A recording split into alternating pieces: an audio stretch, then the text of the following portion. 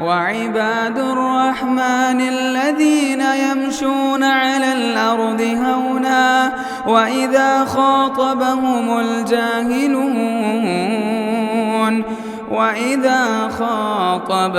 الجاهلون قالوا سلاما.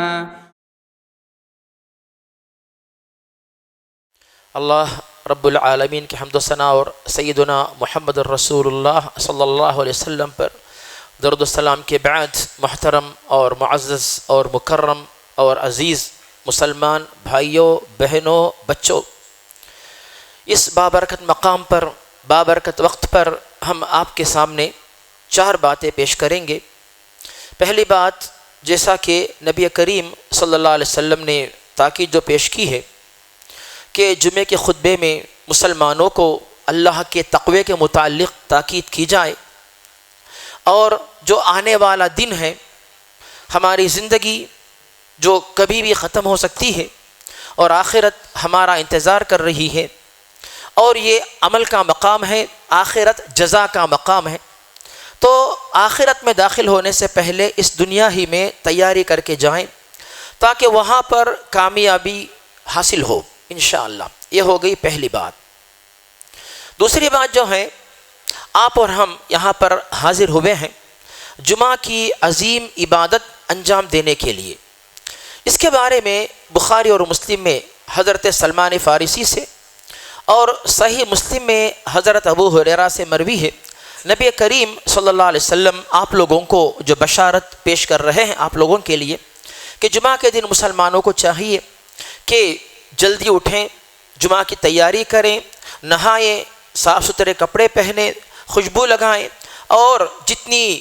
توفیق ہو اتنی نفل نمازیں پڑھیں، یعنی جمعے کے خطبے سے پہلے خطبہ غور سے سنیں، امام کے ساتھ جمعہ کی نماز پڑھیں۔ یہ تمام نیک اعمال اگر ہم آپ ادا کرتے ہیں تو ان کی وجہ سے گزشتہ 10 دن کے گناہ معاف ہو جاتے ہیں۔ اس طرح ہم اور آپ یہاں پر جمعہ کی فضیلت حاصل کرنے کے لیے جمع ہوئے ہیں۔ اس میں اللہ کی عبادت ہے، اللہ کی اطاعت ہے، نبی کے حکم کے مطابق ہم اور آپ عمل کر رہے ہیں، اور جب آپ یہاں پہ حاضر ہیں یہ مت سمجھے کہ صرف آپ ہیں، آپ کے ساتھ ساتھ جمعہ کا خطبہ سننے کے لیے اللہ تعالیٰ کے دربار سے خصوصی رحمت کے فرشتے بھی نازل ہوتے ہیں جو اب آپ کے درمیان موجود ہیں۔ تو گویا کہ یہ جو محفل ہے اللہ کی طرف سے رحمت کے نزول کی محفل ہے، اور آپ اس وقت جو ہے رحمت کے فرشتوں کے درمیان بیٹھے ہوئے ہیں، ان کی صحبت آپ کو مل رہی ہے۔ اس طرح ہم حاضر ہوتے ہیں، خطبہ غور سے سنیں، خطیب صاحب آپ کے سامنے کیا پیغام دینا چاہتے ہیں، کیا سنانا چاہتے ہیں، اور اپنی اصلاح کریں کہ ہمارے اندر کچھ نیکیاں کم تھی، ہم اضافہ کریں گے، کچھ گناہ ہو رہے تھے ان گناہوں کو چھوڑ دیں گے، اور ہمارے گھر والے، اہل و عیال، بال بچے، دوست و احباب جن کے پاس اگر کوتاہی ہو رہی ہو ہم ان کو بھی سمجھائیں گے کہ خطیب صاحب نے آج فائدے کی باتیں بتائی ہیں تو ان باتوں پہ تم عمل نہیں کرتے۔ تو اس طرح جب ہم جمعے کے خطبے میں آتے ہیں تو اپنی اصلاح کا جذبہ پیدا ہو، دوسروں کی بھی اصلاح اور دعوت کا جذبہ ہمارے اندر پیدا ہونا چاہیے۔ یہ تمام فضائل اور فوائد ہمیں اور آپ کو جمعے کے خطبے کے ذریعے حاصل ہو سکتے ہیں۔ 2 باتیں ہو گئیں۔ تیسری بات ہم آپ کے سامنے پیش کریں گے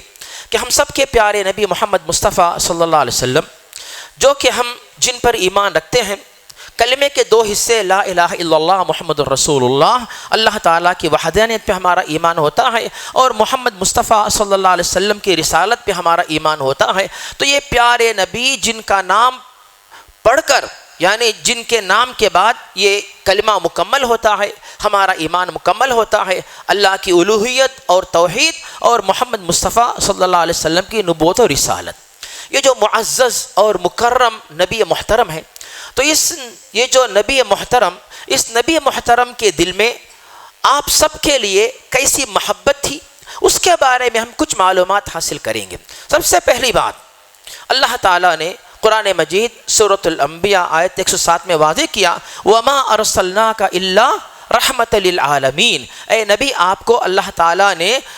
تعالیٰ فرما رہا ہے کہ ہم نے سارے جہانوں کے لیے رحمت بنا کے بھیجا۔ تو ہم اور آپ جو نبی پر ایمان رکھتے ہیں، نبی سے محبت رکھتے ہیں، نبی کے راستے پہ چلنے والے ہیں، تو اس نبی سے محبت رکھنے والے ہم سب کے لیے نبی کیا ہیں؟ رحمت ہیں۔ اور دوسری بات یہاں پہ یہ ہے،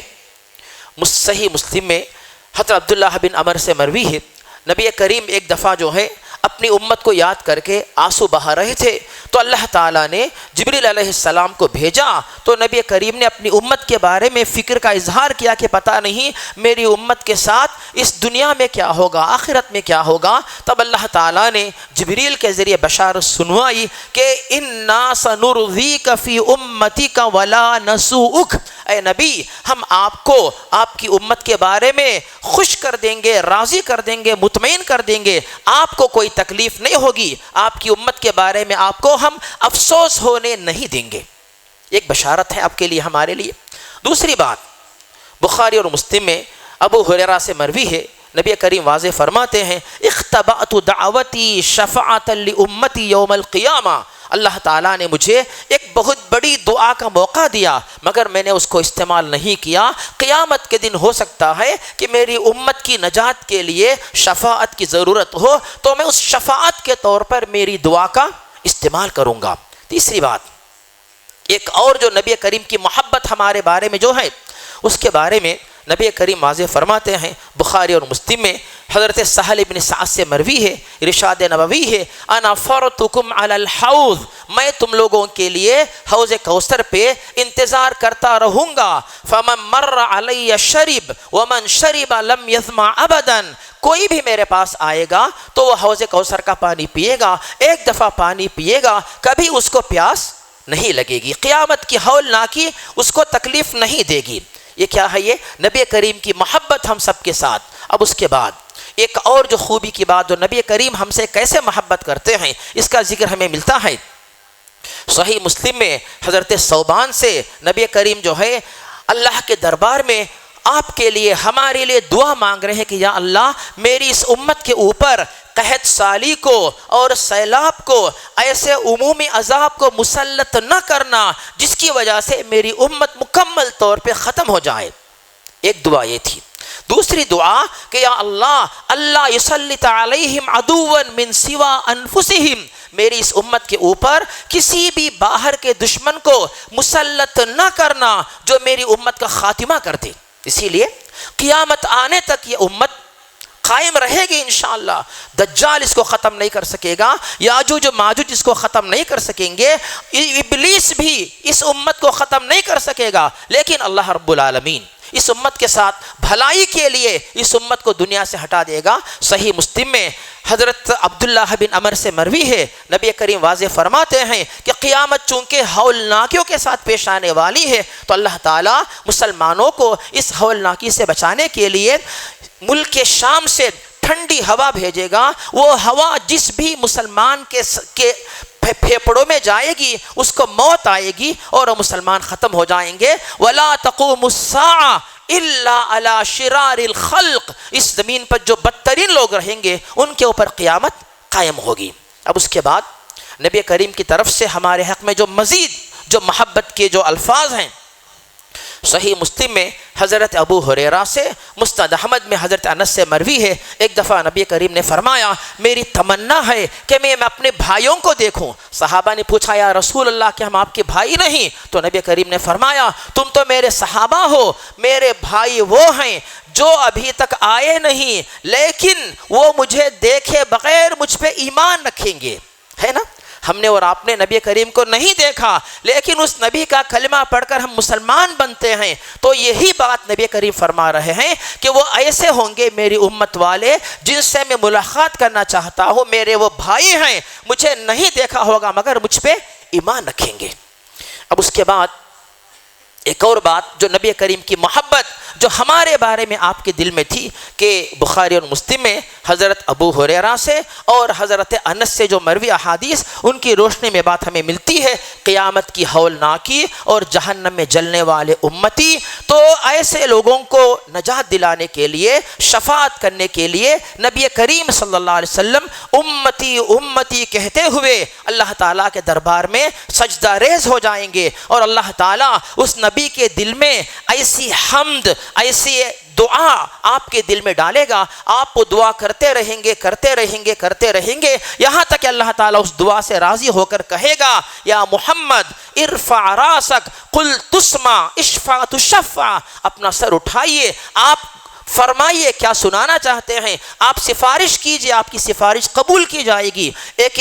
ایک موقع پر کئی بہت بڑی تعداد میں پیارے نبی اپنی سفارش کے ذریعے لوگوں کو جہنم سے آزاد کرتے جائیں گے اللہ کی اجازت سے، یہاں تک کہ اللہ تعالیٰ اجازت دے گا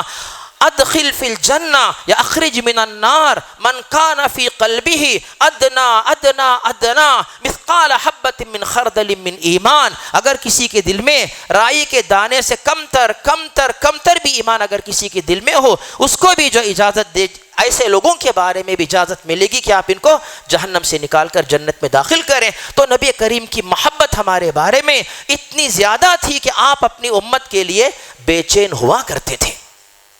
اب اس نبی کے دل میں اتنی محبت ہمارے بارے میں ہے تو کیا ہم یہ نہیں چاہیں گے کہ اس نبی کی صحبت ہمیں قیامت کے دن حاصل ہو، اس نبی کریم کے ساتھ رہنا ہماری تمنا ہو، ہماری دعا ہو؟ تو اب ہم چوتھا موضوع ہمارا یہ ہوگا اس وقت کے اختصار کے ساتھ کہ نبی کریم محمد مصطفیٰ صلی اللہ علیہ وسلم کے ساتھ قیامت کے دن رہنے کے لیے، آپ کی صحبت و رفاقت کا اونچا مقام حاصل ہونے کے لیے ہمیں اور آپ کو کیا کرنا چاہیے، اختصار کے ساتھ پیش کریں گے۔ پہلی بات کہ نبی کریم کے ساتھ رہنے کے لیے اللہ تعالیٰ جو موقع عنایت کرے گا، اس کا ذکر ہمیں ملتا ہے سورۃ النساء آیت 69 آیت 70 میں ارشاد ہے وَمَن يُطِعِ اللَّهَ وَالرَّسُولَ فَأُولَٰئِكَ مَعَ الَّذِينَ أَنْعَمَ اللَّهُ عَلَيْهِمْ مِنَ النَّبِيِّينَ وَالصِّدِّيقِينَ وَالشُّهَدَاءِ وَالصَّالِحِينَ وَحَسُنَ أُولَٰئِكَ رَفِيقًا ذَلِكَ الْفَضْلُ مِنَ اللَّهِ وَكَفَىٰ بِاللَّهِ عَلِيمًا، کہ سب سے پہلا جو یہ خوش نصیبی حاصل ہونے والی ان لوگوں کو جو اللہ کی اور اللہ کے رسول کی فرما برداری کریں، ایسے لوگ جو ہے انبیاء کے ساتھ، صدیقین کے ساتھ، شہداء کے ساتھ، صالحین کے ساتھ جنت میں ساتھ رہیں گے۔ تو سب سے پہلی بات کیا ہے، چاہے کسی بھی معاملے میں ہو، عقیدہ ہو، عبادات ہو، اخلاق ہو، معاملات ہو، احکام ہو، آداب ہو، ہر معاملے میں ہمیں اور آپ کو چاہیے کہ اللہ و رسول کی اطاعت کریں تاکہ ہمیں قیامت کے دن جنت میں نبی کریم کی رفاقت حاصل ہو۔ دوسرا ذریعہ، دوسرا سبب کیا ہو سکتا ہے، وہ ہے ہمیں حدیث ملتی بخاری اور مسلم میں حضرت انس سے، وہ فرماتے ہیں ایک دفعہ ایک بدو جو ہے نبی کریم کے پاس آیا، پوچھنے لگا یا رسول اللہ قیامت کب آئے گی؟ یہ سن کر نبی کریم نے جواب دیا تم نے اس کی کیا تیاری کی ہے؟ اس نے کہا یا رسول اللہ میں تو بہت بڑا نیک نہیں ہوں، لیکن الا انی احب اللہ ورسولہ، بس میرے پاس ایک چیز ہے، وہ یہ ہے کہ میں اللہ سے اور اللہ کے رسول سے محبت رکھتا ہوں۔ یہ سن کر نبی کریم نے بتایا انت مع من احببت، تو قیامت کے دن تم قیامت کے دن ان کے ساتھ رہو گے جن سے تم اس دنیا میں محبت رکھتے تھے۔ تو حضرت انس کہتے ہیں یہ بات سن کر ہمیں اتنی خوشی ہوئی کہ ہم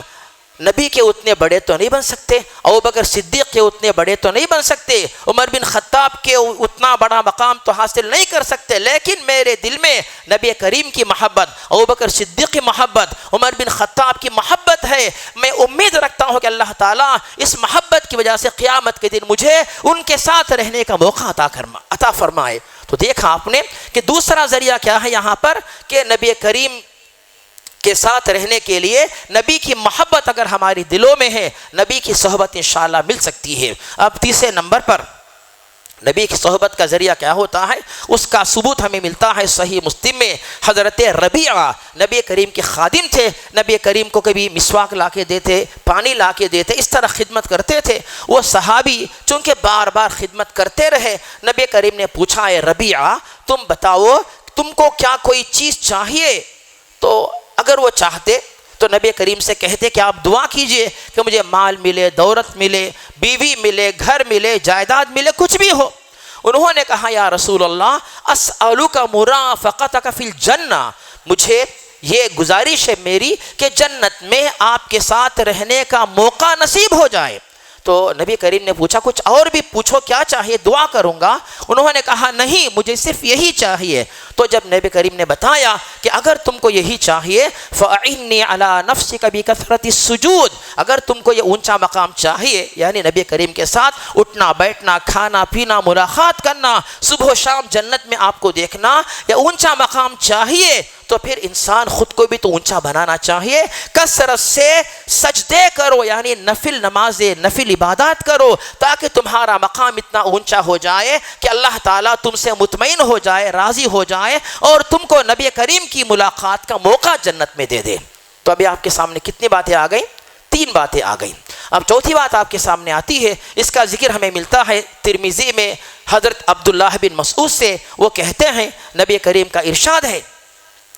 ان اول الناس بی یوم القیامہ اکثرهم علی صلاۃ، قیامت کے دن نبی کریم کے قریب سب سے زیادہ رہنے والے کون ہوں گے؟ سب سے زیادہ جو درود پڑھتے ہوں گے وہ نبی کریم کے سب سے زیادہ قریب جنت میں ہوں گے۔ 4 باتیں ہو گئیں۔ اب 5 بات ہمیں ملتی ہے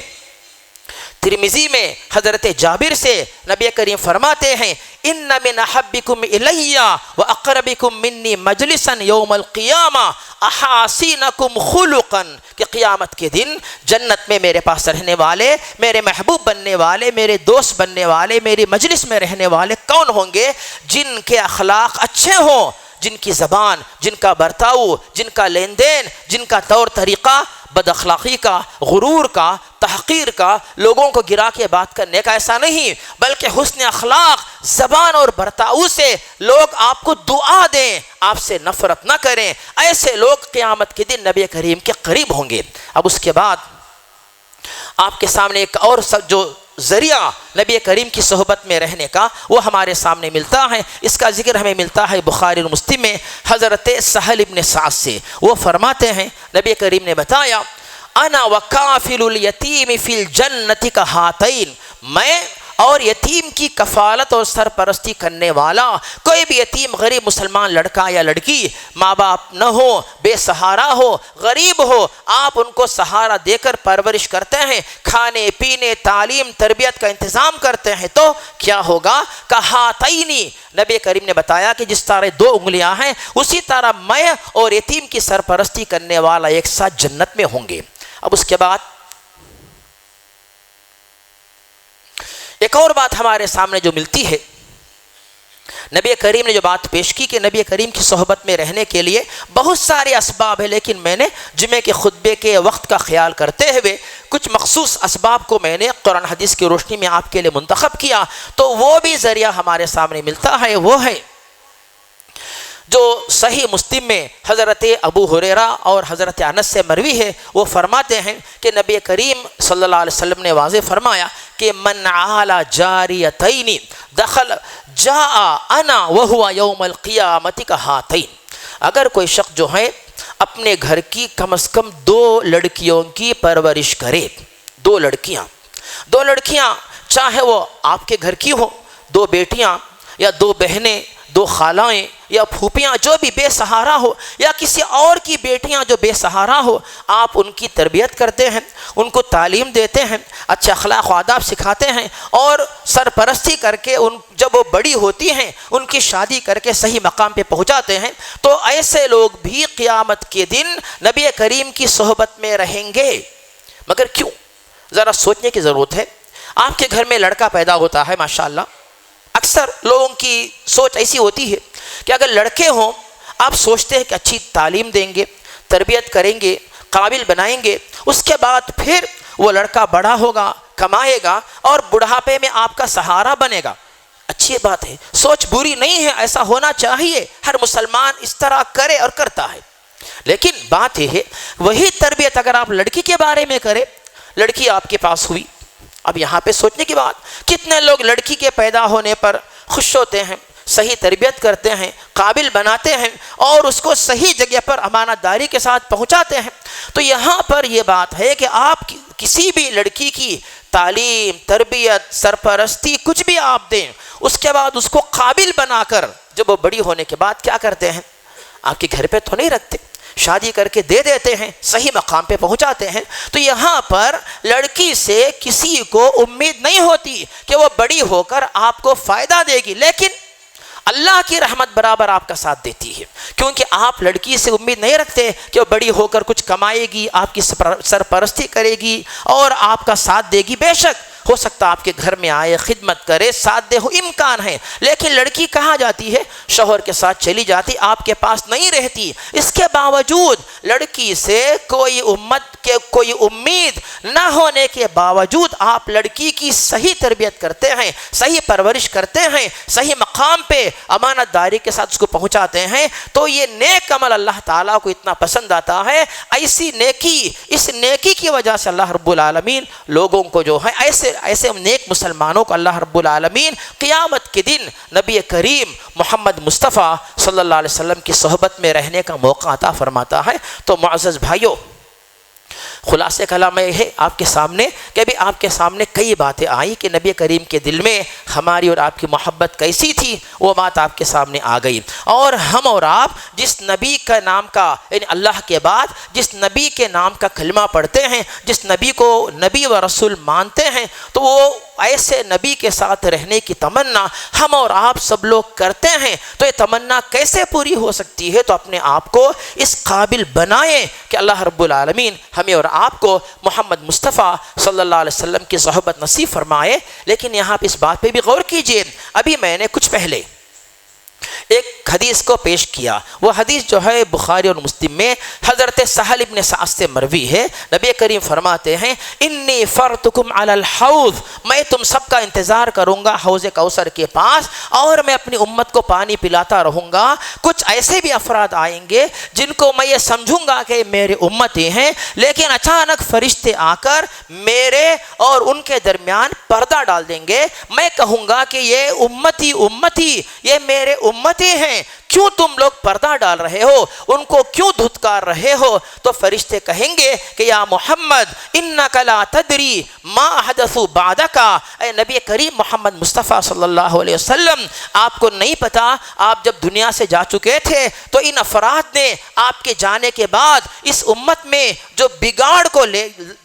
کو پیدا کیا، جو بگاڑ لے آئے، دین کے نام سے گمراہی کو پھیلایا، اس کے بارے میں آپ کو اطلاع نہیں ہے۔ لیکن اللہ تعالیٰ نہیں چاہتا کہ یہ قیامت کے دن آپ کے قریب آئیں، آپ کے ہاتھ سے حوض کوثر کا پانی پئیں اور آپ اپنے آپ کو آپ کی طرف منسوب کریں۔ یہ بات اللہ کو پسند نہیں ہے، اسی لیے اللہ تعالیٰ فرشتوں کو بھیجتا ہے تاکہ نبی کریم اور ایسے لوگ جو دین کے نام سے گمراہی پھیلاتے ہیں ان کے درمیان پردہ ڈال کر ان کو نبی کی صحبت سے دور کر دے، نبی سے ہٹا دے۔